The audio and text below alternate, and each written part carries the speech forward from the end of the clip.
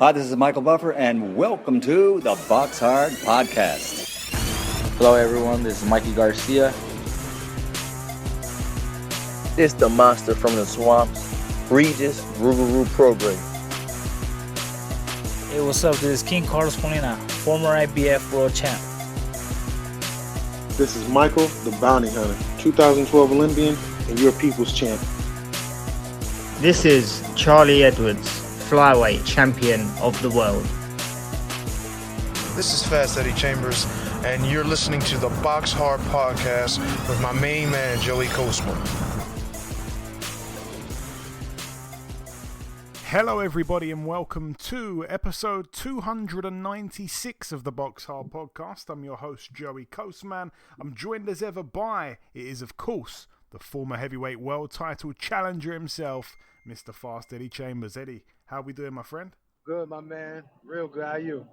Really good, man. Always good when speaking with you. Like I say, episode 296. We're going to get into it here. We're going to start at the Auditorio Benito Juarez in Los Mochis, Sinaloa, Mexico. Over here, one fight to mention, it did end up going ahead. Jose Uzcategui, now 31-4. It was a KO for him in round 2 against Jaime Hernandez, who's now 9-5. A bit of a kind of get-back fight, I guess, for Uzcategui, who is scheduled to be boxing David Benavidez. And I don't think it's September. I think it's late August, if I'm not mistaken. So just a little run-out win for him before the fight happens. Moving out now to the Eagles Community Arena in Newcastle, Tyne Wear, United Kingdom. Over here on the undercard, good debut for Cyrus Patterson, now 1-0. Solomon Dakers with a win, a 4th round TKO against Alvaro Torrero. He's now 2-0 Dakers. Alan Babic with a win against Damian Chambers. It's definitely no relation to Eddie. He was stopped in 3 rounds. I think that speaks for itself there. Alan Babic now 7-0 with 7 KOs. Whatever you say about the guy, very marketable, very exciting, that's for sure. Chambers down in the 1st round. I think he was given a count, and then taken out in round 3. Joe Laws with a win. It was untelevised, but he's 10-1 now. He returned with a points win over 6 against Chris Adaway, who racked up his 70th loss. Easy win there for Joe Laws, complete shutout, and I couldn't believe how close the odds were on that fight. Unbelievable. Getting on to the 2 main fights, Thomas Patrick Ward with win number 30. He's got that 1 draw, a unanimous decision win over 10 rounds against Edie Mercado, who's now 17-6 with 6 draws. He needs to step up, Thomas Patrick Ward. I've said it for a long time. He was given a count himself in the 5th round. Not sure it should have been a count. I think it was a little bit of a slip, but it didn't matter. He pretty much won every round aside from that. Just relatively easy win, just as expected for him. But like I say, he needs to step up. I am in a little bit of fear that perhaps he has wasted so much time getting to 31 fights without really taking a big risk, that I think when he does move on to world level, whenever that's going to be, by the way, at this point it's going to be in 2030, but when he gets there, he might be burnt out by that time. He's took a lot of punches, not that he takes them every fight, but over the course of those 31 fights, he's had some tricky moments, especially against Thomas Asomba, and he is nowhere near world level. So high hopes for the likes of Thomas Patrick Ward when he first turned over, but I'm not sure he's going to be able to fulfill that promise that he once had. I hope I'm wrong. Moving on to the main event, this was a fight that I stayed away from in terms of putting any bets on, because I knew what could happen, and what we thought could happen ended up happening. A huge upset. Lewis Ritson, now 21-2. He was TKO'd in round 10 against Jeremias Ponce. He's now 28-0, Ponce, the Argentinian fighter. Turns out he really was the goods. Ritson down 3 times in the 10th prior to the stoppage. Horrendous refereeing, by the way, from Steve Gray. The towel got thrown in. He picked the towel up off the canvas and threw it back out and allowed the fight to continue. Have you seen that done before, Eddie? Honestly, I think they'll have rules like where maybe you don't actually throw the towel in, you just stand up on the ring apron and you show that the fighter's done. So that's probably what it was in the situation where you're You're not No, he threw it literally in. supposed to throw it in. Yeah. No, he threw it in, and the referee picked it up off the canvas and threw it back Right. out. Yeah. Right. Well, that's what I'm saying. That's probably why he did it, because it wasn't like supposed to be a part of the whole process. It was supposed to be something different, so he kind of did that. But you're still supposed to honor what that means. You know what I'm saying? You're supposed to still stop the fight. So him throwing it out and not actually doing what he was supposed to do, yeah, that is bad. Yeah, I think he tried to explain his actions after the fight, and he felt, and he was kind of not arguing with the corner, but he was saying that I was closer to the action. I felt he could continue. It's not his call, I don't think so, in that situation. Really bad error, and I didn't like to see it, because what happened is the guy took even more punches that he didn't need to take, and then he stopped it anyway about 30 seconds later. So I didn't like that, but really, really interesting fighter, Jeremiah Nicholas Ponce. Like I say, 28-0. He's kind of managed to get there without fighting anyone of note. Good win for him over Ritson there. It was a final eliminator to become mandatory for Josh Taylor, and he seems to have a good chin. He seems to have an incredible work rate, and he is tough. He was all over Ritson, and he hit him with a bad body shot in the first round, and from that point onwards, Ritson said himself he really didn't recover. So unbelievable performance from him, and he could be a name we're speaking about in a couple of years, because he's one of those tough South Americans that will keep coming. Like I say, teak tough, lots of energy, and you need to punch to get their respect, and he did not respect Ritson, who hasn't looked like the puncher he once was down at lightweight since moving up to 140. I feel for Ritson. I really like the guy. I like his character and stuff like that. And he absolutely blitzed his way through the domestic scene. But when he stepped up, he has lost clearly. He lost to Francesco Patera. That was a huge upset. And then this one here, I think that goes to show that he's really not going to end up being world level.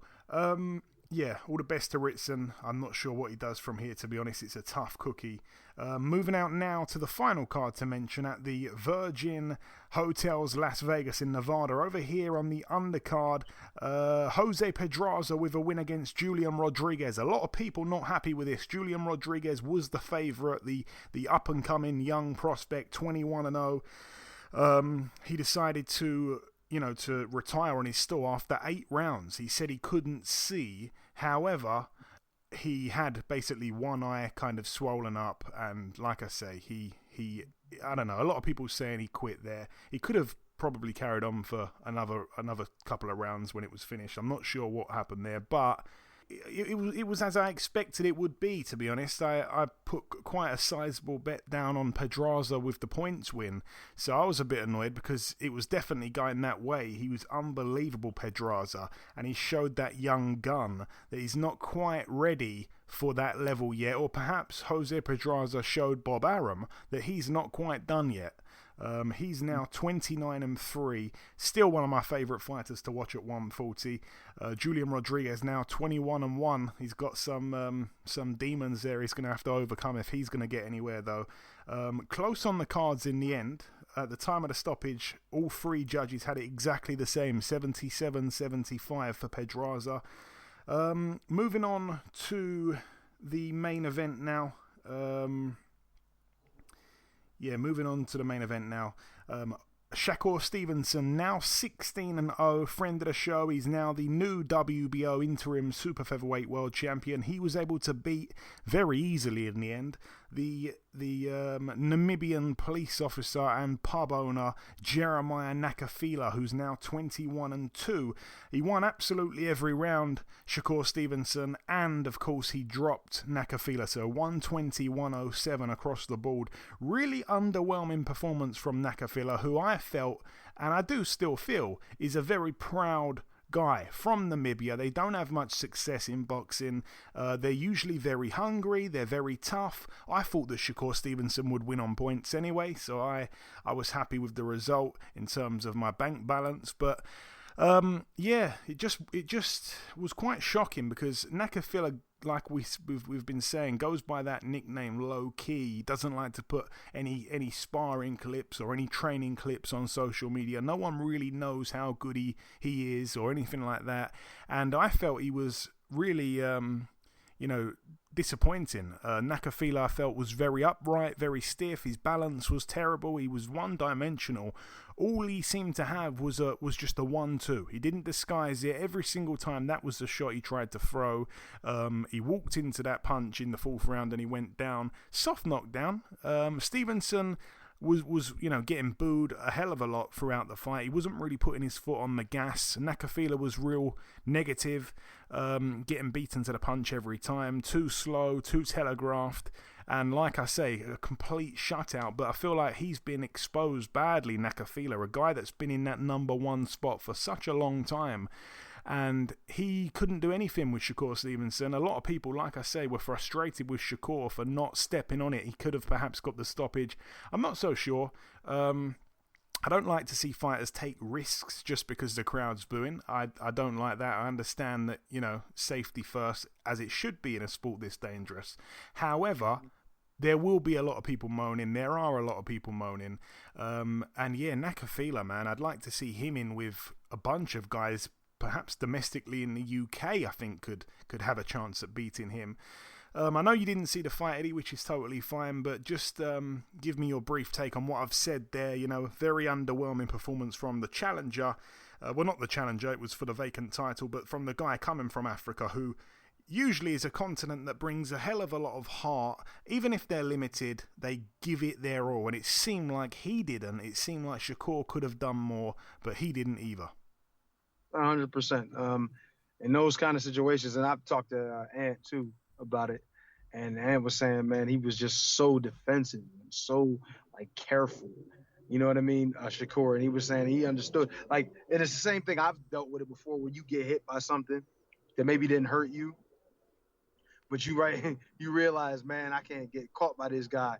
And I think maybe that could have been something that went along with it, or maybe the reputation of maybe how he's such a puncher. Maybe somebody knew him and told him. Somebody that fought that kid told Shakur, hey, be careful. Don't let this dude land on you, man. Or maybe he just wanted to shut him out. You know what I mean? And he felt like it would look good just being super sharp and super, good defensively. And all of those things can be beneficial. But as far as for crowd pleasure, that's not gonna work. You know what I'm saying? And as far as the guy coming from Africa, normally they're tough. Normally they're coming to fight. Normally they'll take shots to give them and all of that. But with a guy like Shakur Stevenson, it's a no-win situation with him. And like you were saying, because I didn't really see it. So like you were saying, he was really one-dimensional. He's coming forward, throwing a 1-2, basic 1-2, not really disguising that, not really adding any sauce to it to make it look different, or maybe changing the rhythm of it, how it comes. You're not going to land anything like that on him. You know what I'm saying? You're going to basically be hitting the air all night, and eventually you're going to get this. It's going to be a disappointing feel that you're going to have. You're going to become despondent and kind of down, and just you're going to be kind of out of the fight. You'll take yourself out of the fight just because of the success you're not having. You know what I'm saying? And then sometimes it is difficult too when you're in a fight with a guy like that. You'll get caught just doing one thing, because you just don't you don't have the confidence to try anything else. Your main plan of attack doesn't work. Why would anything that is different work? You understand what I'm saying? And to me, it seems like that's the kind of feel that he was, that he had in the ring that time. I didn't see it. I don't know. But just listening to what you said and hearing what Ann said about how Shakur was really, really deep, defensive and extra careful, it would just really take the confidence away of a guy like that who really doesn't have much other than, I'm going to come forward punching hard and try to knock you out with every shot. If you're not landing, how are you going to knock the guy out? How are you going to have an effect on the fight? And I think that's probably what happened. He probably ended up putting his hands in his pocket and just said, man, I'm just going to go the distance and go home. And I think that's what ended up happening. Yeah, and yeah, you're right. No rhythm on anything, just coming forward in straight lines every time, no disguising, the same shots every time. And all he tried to do is, whenever he seemed to trap Shakur in a corner, not with punches, but just Shakur ended up in a corner, he'd lunge forward with big left hooks and right hooks, and he'd miss wildly with them. It was really quite unbelievable. A lot of people are really shocked by how bad his performance was.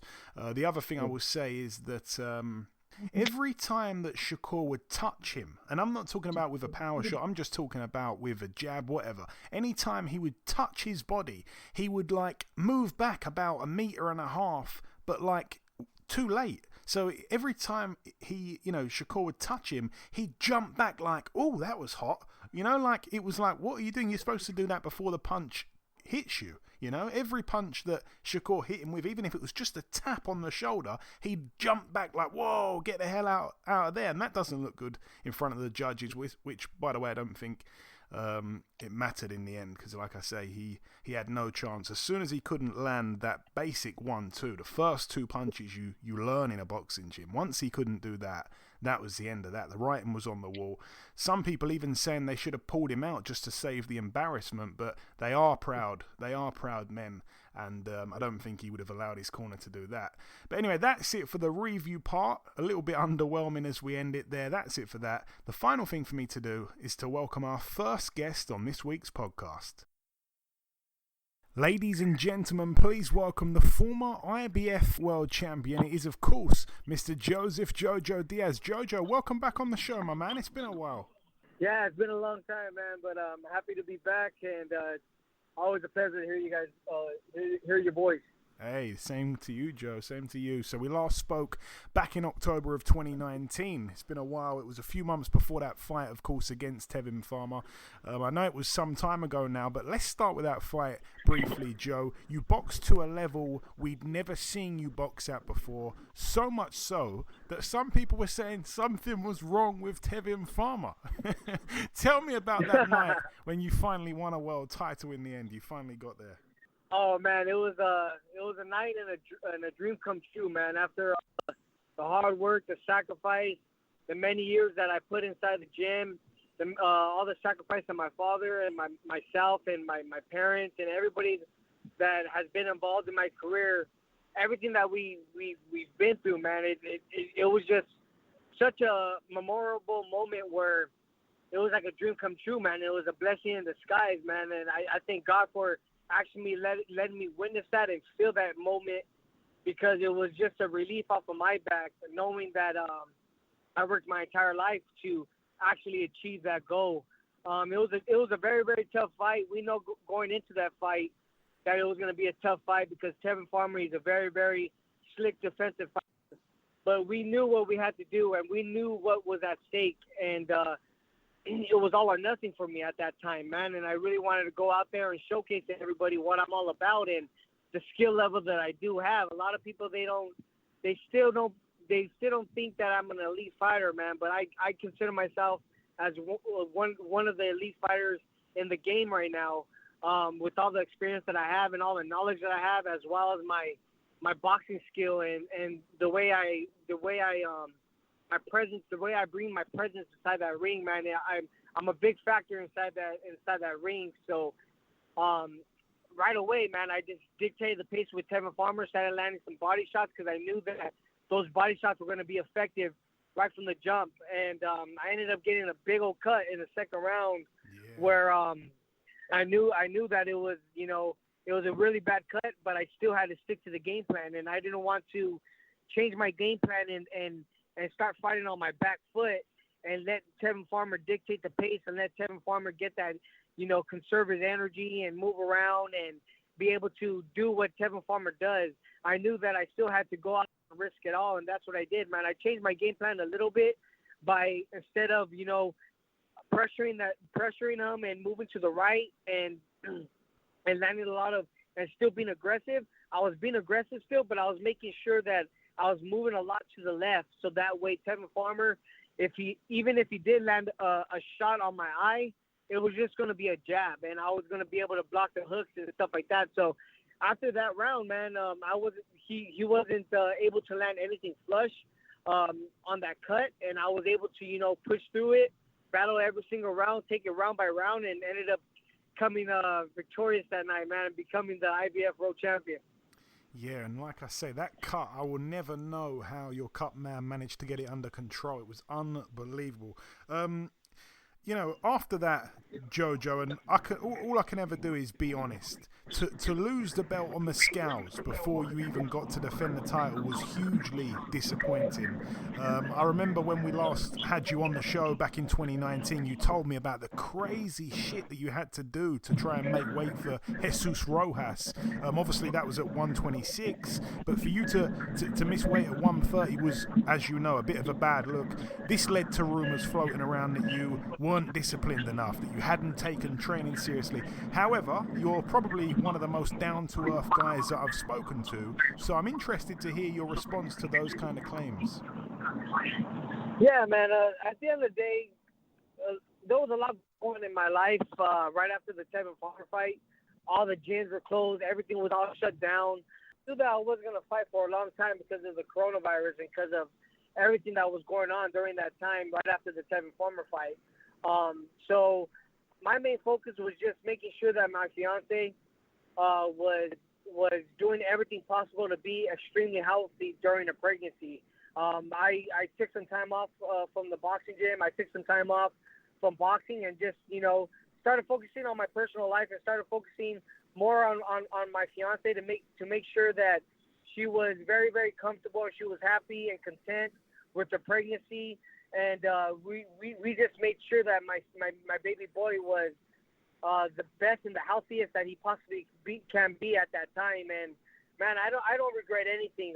Unfortunately, during that time, man, during pregnancies and stuff, a lot of people, they get a lot of I would say those hungry urges, especially the wives and the girl that is pregnant.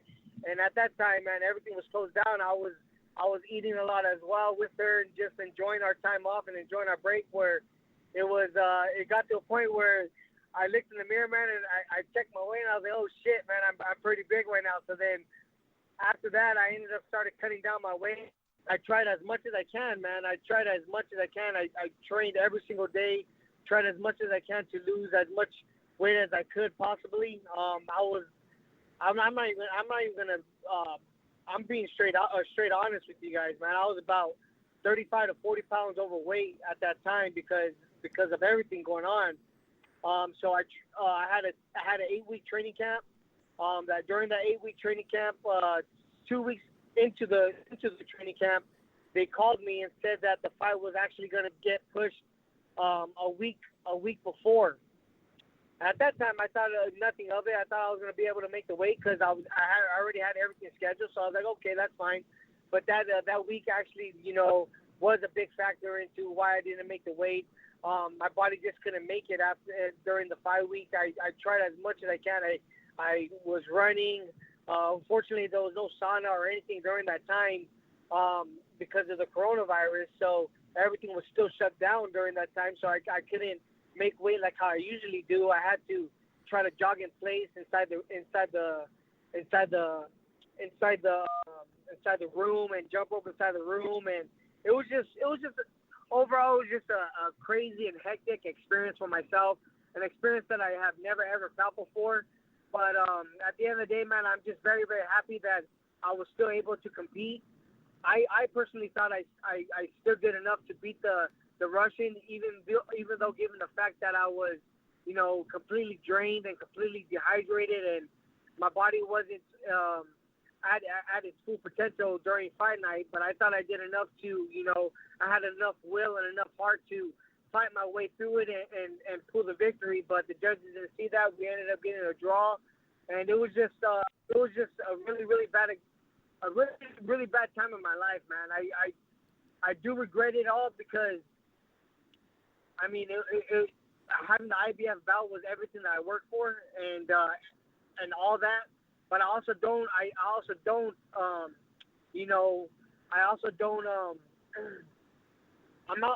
not satisfied about what happened because now I have a beautiful child and I have a beautiful baby boy, and he's the reason why I'm still continuing to fight and still continuing to risk my life inside that ring for the many years to come until my boxing career is retired. So that way my son could have an amazing life. And I don't regret anything. I just take it all as a learning experience. and I just gotta adapt from it now, man. And I'm not looking back at it. It's just moving on forward and becoming the best fighter that I possibly could from here on out. And getting obviously back onto what's going on in the future. We can forget about the stuff in the past. You're up at lightweight for this next fight. Is that a permanent move to lightweight or just a trial phase, Joe? I could fight at 130 still. I am going to compete at 130 still. But right now I want to challenge myself. And a lot of people are ducking Javier Fortuna. You got Devin Haney, Ryan Garcia, Jorge Linares. All these guys, have ducked this guy, Javier Fortuna, and he's a dangerous opponent. And I feel like I have a lot to bring back to the fight fans, man, especially of the outcome that happened to my last fight. I feel like I got to redeem myself, and I feel like I can redeem myself in such a fight with Javier Fortuna, because I know what I'm capable of doing, and I want to challenge myself, and I want to give the fight fans a very, very exciting and intriguing fight. So I'm challenging myself to move up to 135. I'm very, very comfortable at that weight as well. I feel like my strength and everything is just going to be able to showcase that night. I'm not going to be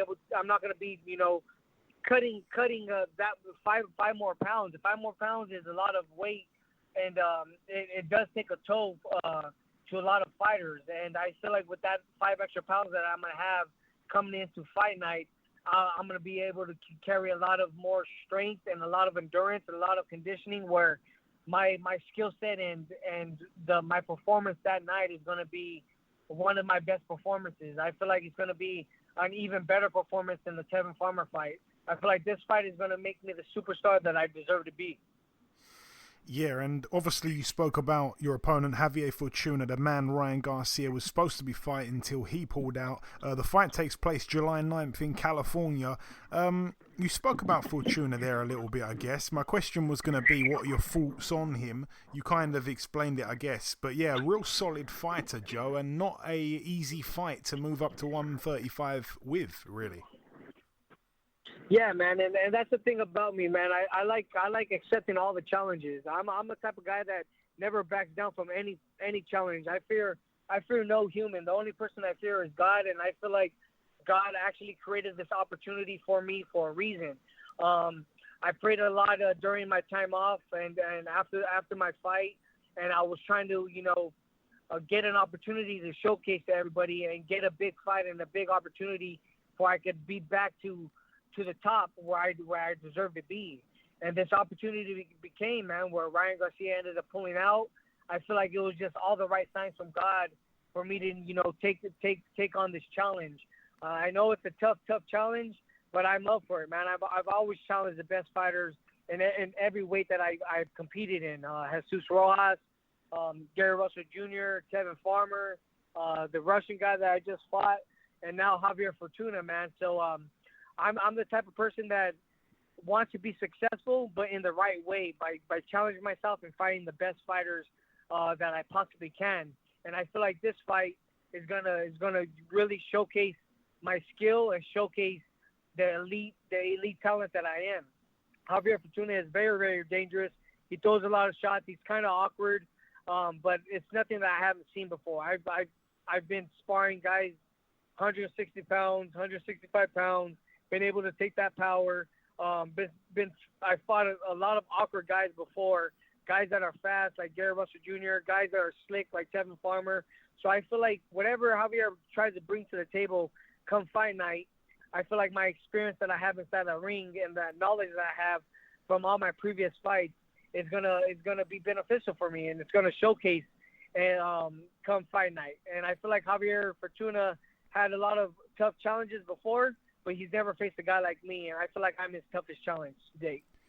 And the fight, of course, is for the interim WBC lightweight world title. With the WBC lightweight situation, though, it is quite confusing. You've got the franchise champion being Lopez, the world champion is Devin Haney. Who would you be in line to fight if you come through this fight here, Joe?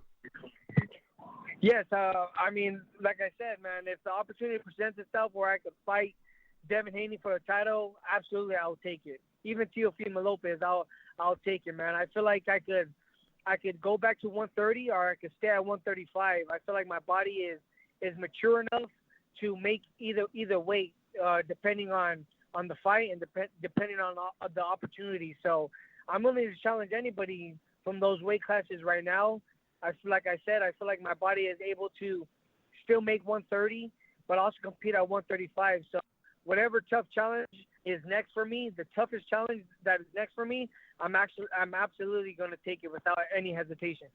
And Joe, who is at the very top of your radar? You speak about 130 and 135. Who is maybe give me like the top name aside from Fortuna that you want to fight in the future? I want to fight Oscar Valdez, Devin Haney, and Ryan Garcia. How do those fights end, Jojo? I honestly think me and Oscar Valdez will be an intriguing fight, man. I think that fight will go the distance because of the heart that both of us have. Oscar Valdez is a very, very strong, tough fighter that has a lot of will. And, I mean, that motherfucker got his jaw broke in one fight and still kept fighting. So Scott Quigg. I know that he has Scott Quigg fight, I know that he has a really, really strong heart and very, very strong-minded. And I know that he won't give up. So I think that fight will be a tough fight, but I think my boxing skills and my ring generalship inside that ring will be the factor to my victory that night. Ryan Garcia, I think my body shots will break him down just as long as and it goes the same with Devin Haney, man. I feel like my body shots will break these guys down, and also the experience that I have inside that ring. I feel like these guys are still young and up and coming and haven't got that professional experience enough to challenge and to defeat a guy like myself. Okay, there we go. And just finally, Joe, if you've got any closing words, like I say, it's been a long time since we've had you on. You already know yourself. There's tons of guys in the UK that absolutely love what you do and support you in every fight. What's your message to those guys before we wrap it up? To all my fight fans in the UK, I want to say thank you guys for all your support. Thank you guys for still riding with me through all these ups and downs in my career. Unfortunately, man, like I said, I'm very, very sorry for losing my belt. But I promise you guys, I'm challenging myself with a tough challenger, Javier Fortuna, come July 9th, and you guys are not going to be disappointed. I'm going to go out there and give you guys an exciting, intriguing fight, a war, and it's going to be one of my best performances in my whole entire career. So make sure you guys tune in July 9th. Like I said, thank you guys once again for your guys' support, and I won't let you guys down come fight night. There we go. That's a promise. Listen, Joe, I really mean it when I say it's always great speaking with you. Best of luck for July 9th. Thanks for your time, and I hope we can speak again before the year's out. I appreciate it. Thank you, man. God bless you guys. Okay, now it's time for part 2 on this week's show. This part, of course, the news part of the show. We're going to start here with the fact that Matchroom have announced Fight Camp is back. They're going to return with 3 back-to-back weekends to kick off their 5-year deal with DAZN that's going to start in the UK. Going to start from, in chronological order. July 31st we'll start, then go on to August 7th and August 14th. So week 1, the main event for that one, Conor Benn against Adrian Granados. Elsewhere on the card we have Tommy McCarthy against Chris Billum-Smith. We get to see Shannon Courtney in action. We get to see Campbell Hatton, Sandy Ryan, Avni Yildirim against Jack Cullen, and we get to see Roberto Garcia of Mexico against our very own Anthony Fowler. Week 2, August 7th, we get to see for the world title, the vacant IBF world featherweight title, Kid Galahad against Jazza Dickens in their rematch from about 7 years ago. Elsewhere on the card, the undefeated, I think it's Maxim Prodan against Florian Marku. Somebody's L must go. You've got also Josh Sandland against Johnny Fisher. You've got Fabio Wardley in action as well. Ellie Scottney, Akib Fiaz. You've got Ebony Bridges coming back to take on Beck Connolly. A bit of a pointless fight, to be honest, but Ebony Bridges is back, a lot of eyes on her. Alan the Savage Babbage gets out as well on that card. And week 3, on the 14th of August, Josh Buatsi takes on Ricards Bolotniks, the guy that won the Golden Contract MTK Global Tournament. I'm not sure what's going on about that because I haven't heard anything about him signing any Golden Contract. Same for O'Hara Davies, but he gets in against Buatsi.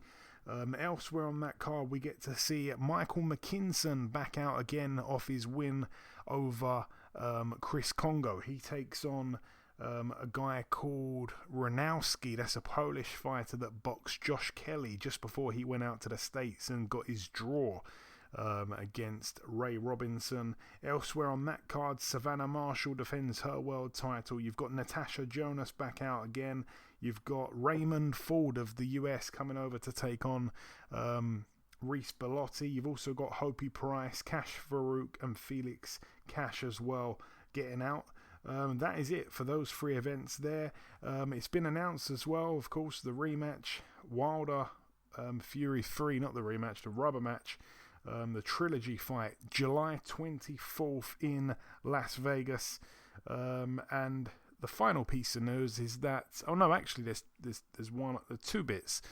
Firstly, that the card that we were going to be previewing at the very last minute has fallen through. That card, of course, being Teofimo Lopez on Triller. Teofimo Lopez has got coronavirus, so the whole card has been pulled off. So very, very late on in the week to find that out. Everyone on the bill very, very upset, especially George Kambosos Jr., who really wanted to cause an upset and become the undisputed champion. So he's not fighting against Teofimo. The undercard has fallen through, which of course consisted of Michael Hunter, John O'Carroll, Andy Vences, Mike Wilson, friend John Cruz. So a lot of people pulled off of that one. And the final piece of news, I'm going to come to you, Eddie. Heavyweight, obviously former Olympic gold medalist. I think he might have picked up some version of a title as a pro. Alexander Povetkin has decided to call it a day after his loss to Dillian White back in March in Gibraltar. Obviously, Eddie, you knew him very well. You know, you went 12 with him, and you know, you paid close attention to him before and after your fight. What was your just sum it up. Sum up his career, and obviously, you know, we wish him well in retirement, I guess. Yeah, no, I mean, he's had a really, really good career. You know what I mean? I don't know if it's Hall of Fame worthy or anything like that, but he had a really good career. He's fought some of the biggest names from, you know, in the 2010s to the to this generation as well. So his career, and he did win a title. I think he had was it the BA or I think it was the BA that he won and had. And I kind of wish that I would have took more his path, and when I had my opportunity to fight Vladimir and kind of just sit on that number 1 spot for a while, fight some guys that were a little more realistic at the time, and I think I would have ended up having an opportunity like that too. But we're talking about him, and I think the decisions that were made with him, the way he fought, always really good guy, honorable, trained. You could tell he worked hard. You know what I mean? And he was able to last. He had a lasting career, even taking some of the punishment he's taken and some of the fights he's had, you know, with some of these guys. And he's still, even at a higher, older age, and, you know, at advanced, if you want to, so to speak, you want to say age, as a fighter, he was still competing at the highest level.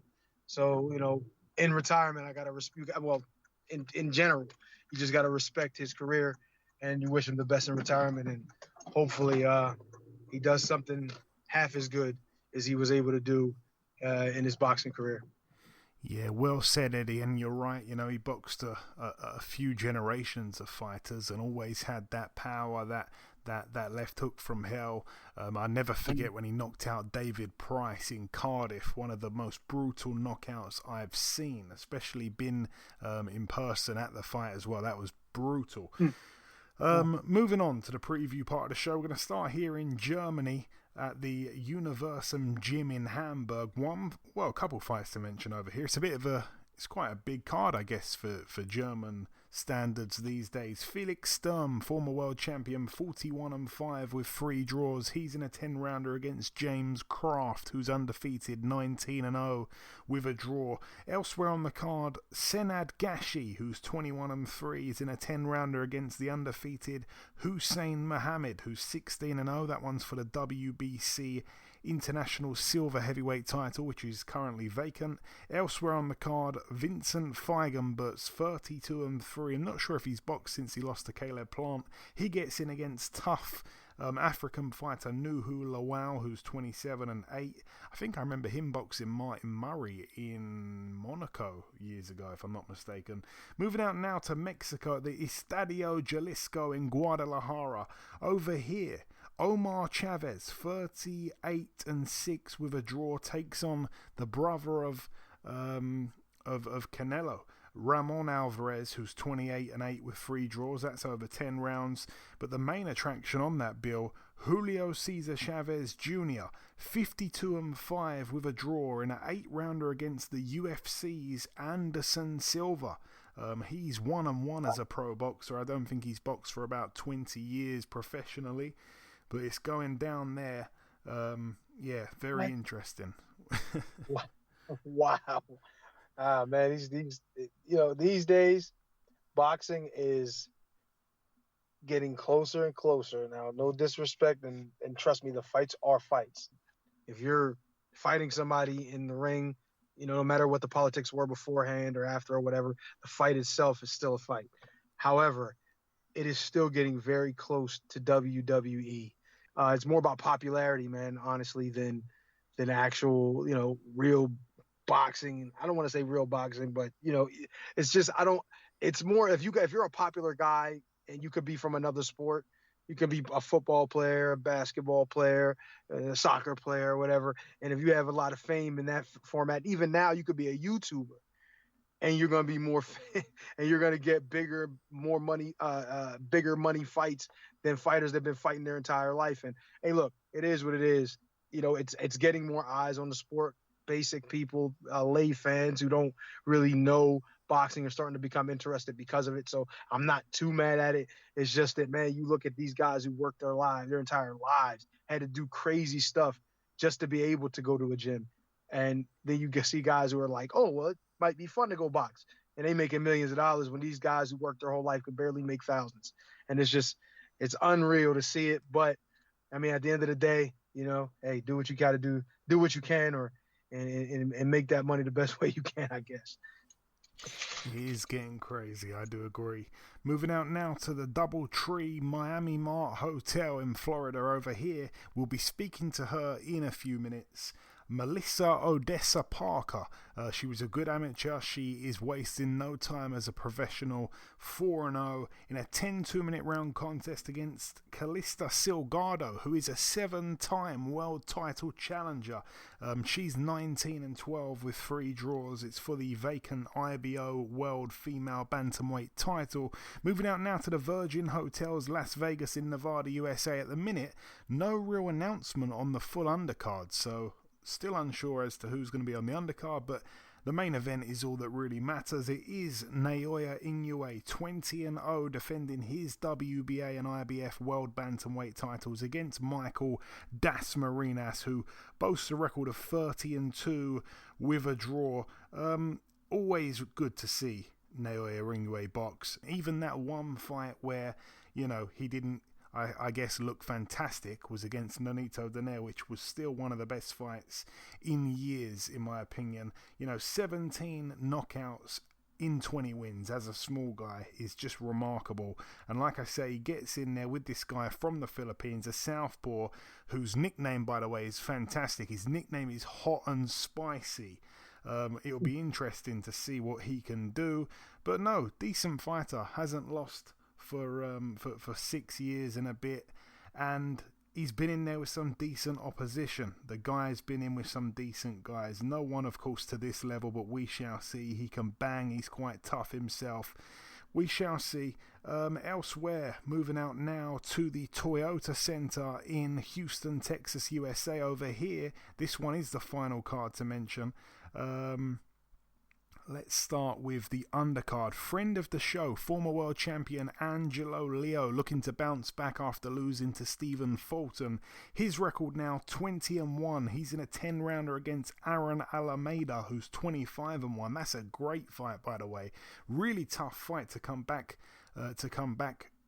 after that loss as well to Fulton in the fashion that he lost, because he just could not hang with Fulton. Fulton was amazing that night, and Angelo Leo, it was one of those kind of, I don't want to say beatings, but it was you know, I don't think he really won a round, and it was one of those kind of fights where you lose like that, you wonder about the fighter's mentality or mindset, or you just don't know. It's one of those demoralizing losses. That's what I think it was, and it's going to be interesting to see how he comes back, because like I say, no gimme at all with Aaron Alameda.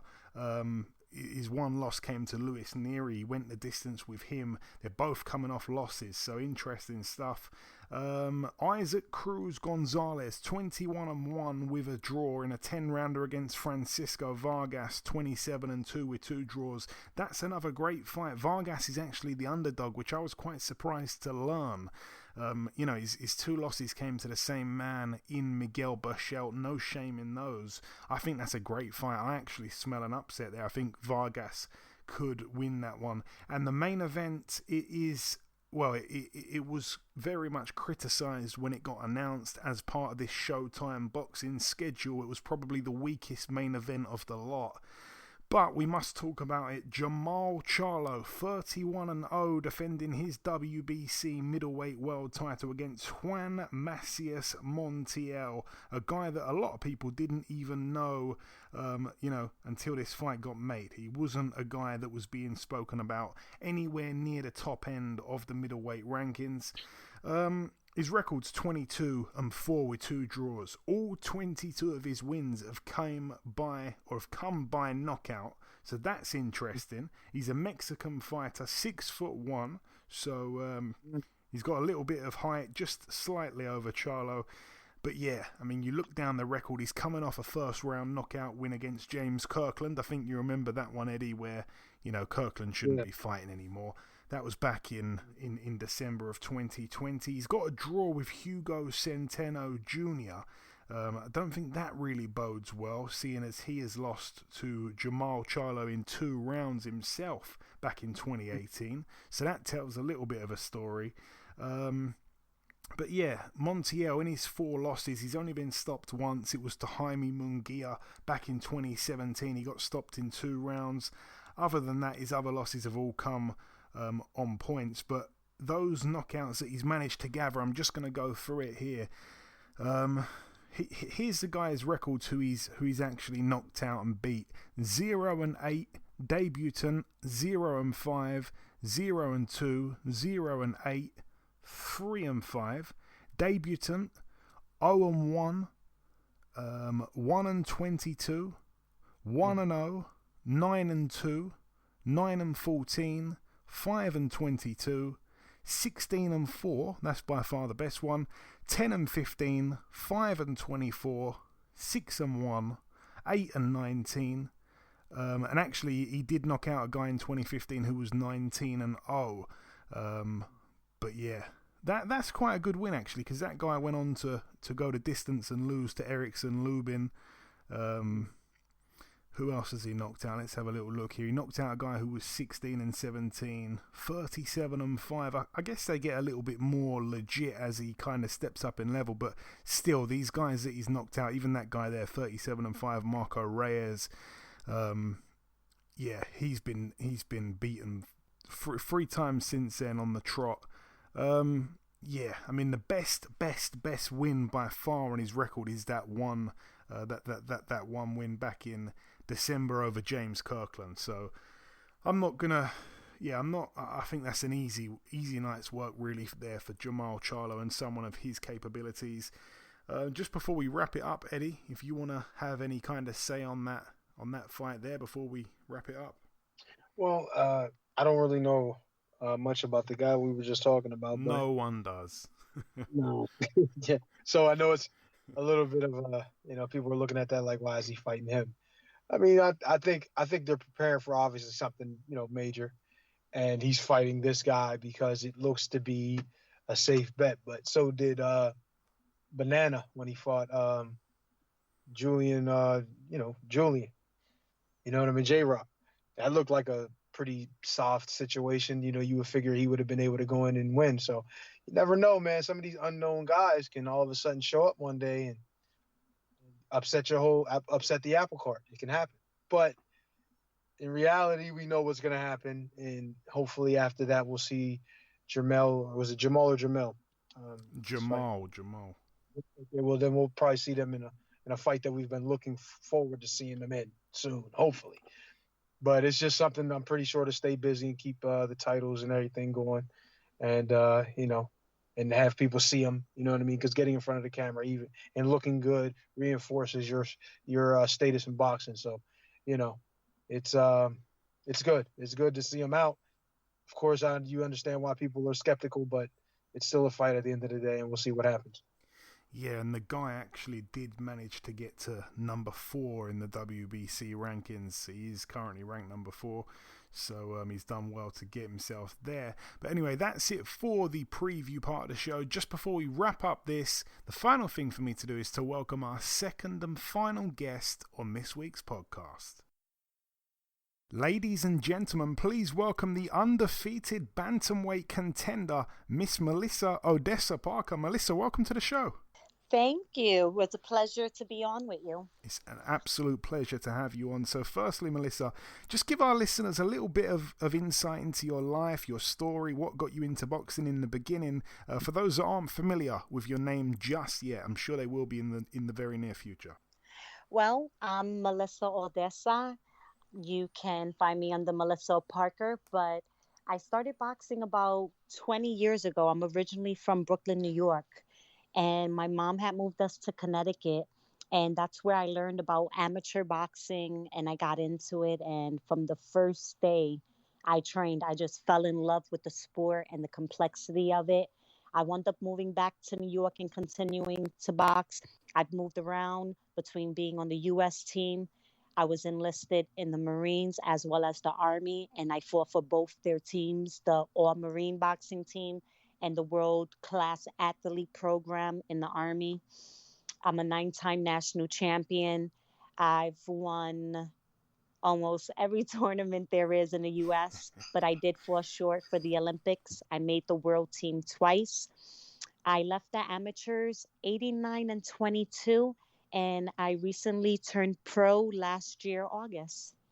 Wow. So yeah, it has been quite a journey. Thanks for all that information. You mentioned you were born in Brooklyn, and you obviously did the move to Connecticut. You were in Texas for a while as well, right? Well, oh yes, I left that out. Back in 2012, my family and I moved to Houston, Texas, and that has been my primary residence. But I travel between Texas, New York, and Florida. Due to training camps. I go where the work is. Okay, so there's a lot of different, I guess, ways of life in all those different states you frequent. Most definitely. For where I'm at, it's super important to me that I have a solid team and that I'm able to train the way I know I'm capable of, because this is a really dangerous sport. I've been doing it for a really long time. So I've had several injuries now. Unless I can do it my way, I'm not looking to continue boxing. I've accomplished a lot.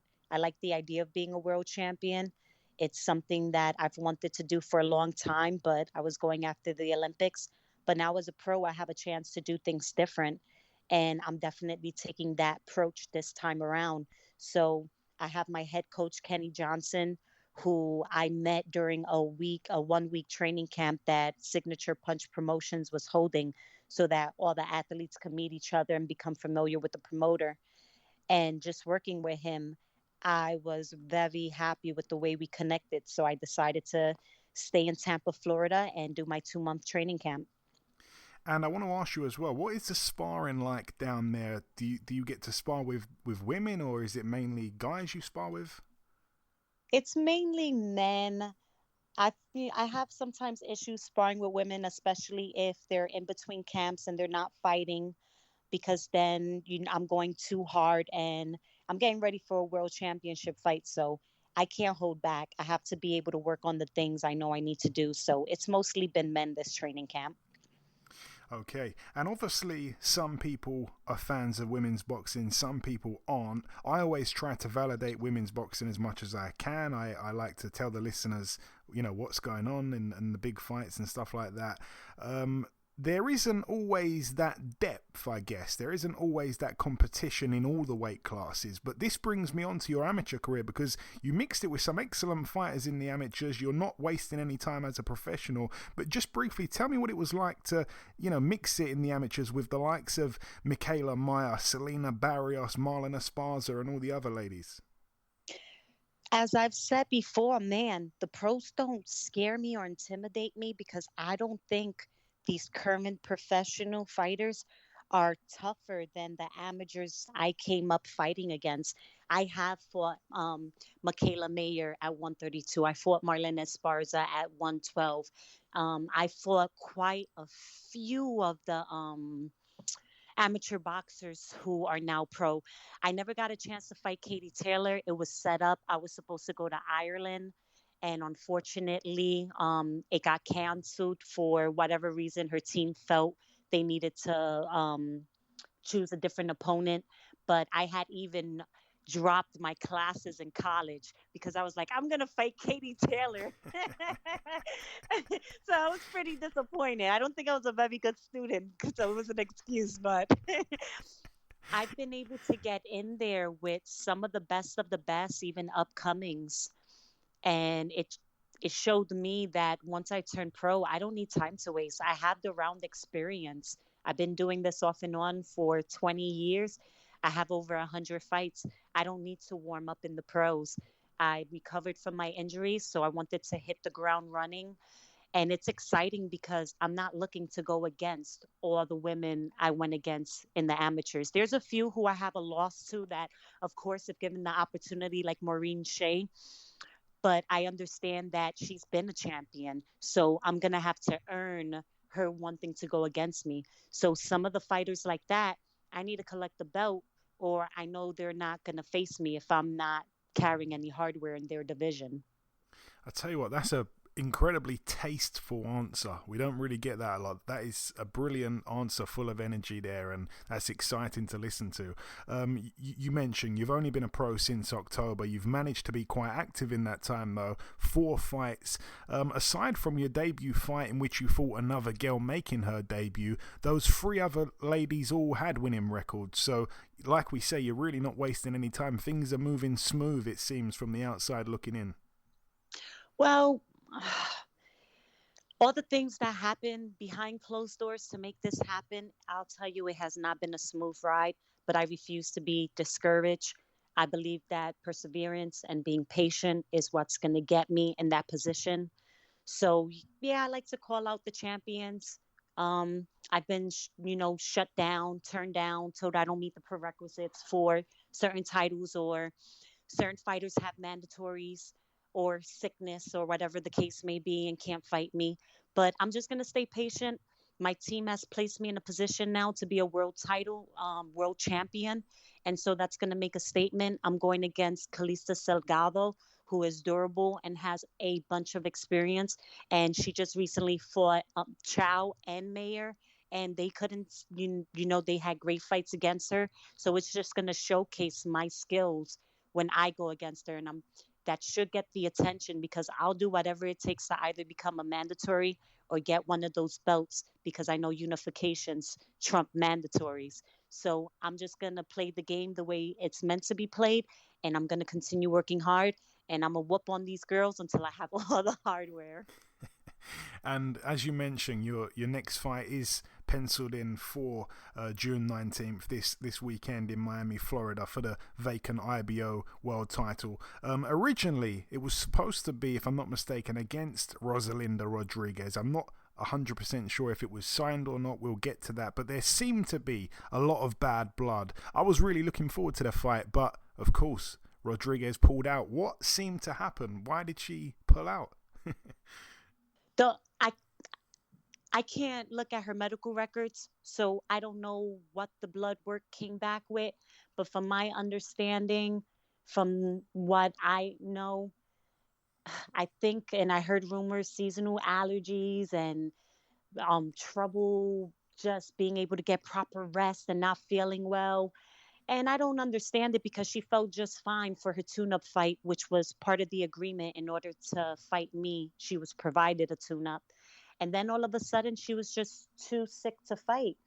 But then when I announced I had a new opponent, she resumed posting showing that she's been training. So in my opinion, I believe that she's just trying to buy time because she knows that if she goes against me, she needs to be in tip-top shape. And the way she performed that night definitely isn't it. And I would most likely have stopped her within 4, just from the performance I saw. So kudos to her for finding a loophole and finding a way not to deal with the consequences, but get out the fight. But now I'm her mandatory. She will not be fighting until she faces me. We have a contract. And I'm focused on this fight, and she's lost my interest. So unless my team tells me we're going to go against each other, I have my eye on those who already have hardware. And my last question on Rosalina, is that a fight you think is probably not going to happen now, or do you think it will happen in the future? It's not my call because, like I said, we're under contract. I can say whatever I want, but when it comes down to what I'm obligated to do, that's going to be a whole different story. I don't care to fight her at this point. She brings nothing to the table now. It doesn't excite me. So at this point, I have to be told, this is your next fight, and I will fight her. But the fight has to make sense. We're still under contract, and I know that she will not be fighting until she faces me. Okay, and moving on to the replacement opponent, obviously it's fantastic that the same date is locked in. That's a great thing. The fight remains as well for the IBO world title. You'll now be boxing the hard-punching Colombian Calista Silgado, who, if we're including interim world titles, she's a 7-time world title challenger. Tell me, Melissa, what else do you know about this lady who hits hard? I know that she knows how to put her weight behind her punches, and she tries to take your head off. And that makes it an interesting fight for me because I don't back down against anyone. And I haven't fought yet in the pros any females that have hit me hard enough to make me respect them in my past 4 fights. So it's going to be interesting to see what kind of pressure she puts on me, or if she's going to try to create some distance and box me. But I have a feeling she's going to come. She's going to be ready for a war, and I've been preparing for nothing but a war. So this is definitely a fight that's going to showcase both our talents, and it's going to show that I'm just on another level. Even though I've been inactive for the past 5 years and I just came back and it's been under a year, I only have 4 fights. I've been trying to express to everyone, I've been doing this a while. I know BoxRec has my amateur record messed up, but don't believe the hype. I've been in with the best, and Calista is just another stepping stone. She's no threat to me. Okay, and just finally, I'm going to put you on the spot a little bit here, Melissa. I like to ask this question to everyone that we speak to from overseas. The listeners love to hear the answer to this. Who springs to mind when I ask, who's your favourite UK fighter? It can be any era, it can be male or female. You make up the rules, but who springs to mind when I ask you that question? And you said it could be male or female? Male or female, it can be from any era, 100 years ago up until today. Whoever springs to mind.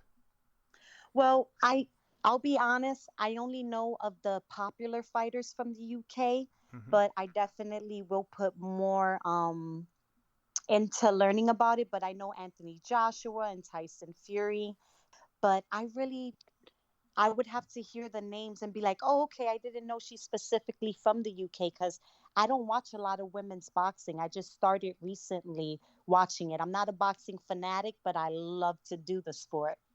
Okay, that answer is good enough for me. And just finally, Melissa, if you've got any closing words just to the listeners, also please give them your social media platforms where they can follow you and get on this journey. You can follow me on both Instagram, and Twitter at Melissa Oddessa.